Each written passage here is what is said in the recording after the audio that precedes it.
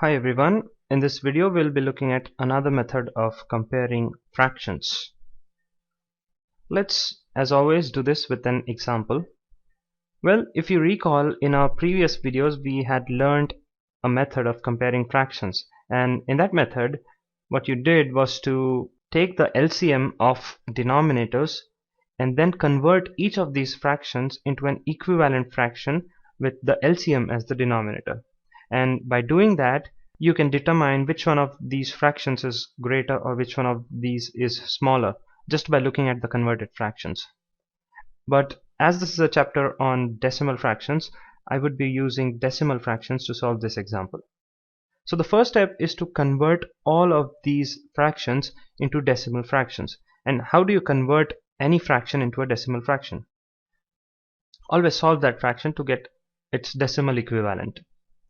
So if I divide 2 by 5, I would get the decimal fraction equivalent of 2 by 5, 2 divided by 5. So let's do that. I have 2, I have to divide it by 5. So 2 cannot be divided by 5, so we take a point and I can add as many zeros as I want on the right hand side of 2. So 5 fours are 20, and here's the point, 5 fours are 20 and the remainder is 0. So 2 by 5 is equal to 0.4. Now let's solve 4 by 9. So I have to divide 4 by 9 and it cannot be divided, so I take a point. This becomes 40. 9 fours are 36, so 9 times 4 is 36. Again the remainder is 4. I can take as much as zeros I want, so again 9 fours are 36. Again the remainder is 4. So this goes on and 4 is recurring. 4 by 9 is equal to 0.4444 and so on. That is, 4 is recurring. Now if I write these two numbers side by side, 0.4 and 0.4444, let's take up to 3 digits after the decimal point, I can say that 0.4 is less than 0.4444 and 0.4 is nothing but 2 by 5 and 0.444 is 4 by 9. So naturally 4 by 9 is greater than 2 by 5.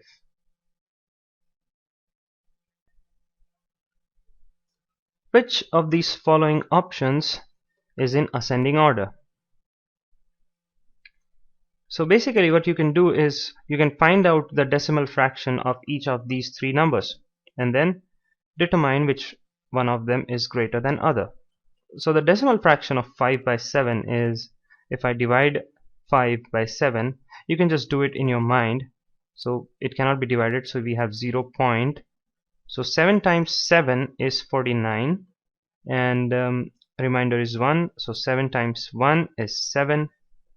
You can always stop at 2 digits after the decimal point because we just have to determine which one of them is greater. Then we can divide 2 by 3. So 2 by 3 is 0.636 are 18. Again the remainder is 2, so we have 6 recurring. Then 1 by 2 we always know is 0.5. Now which one of them is the smallest? So 0.5 is less than 0.66, which is again less than 0.71. So this is 0.5 is 1 by 2, 0.66 is 2 by 3, 0.71 is 5 by 7. So this is the correct answer.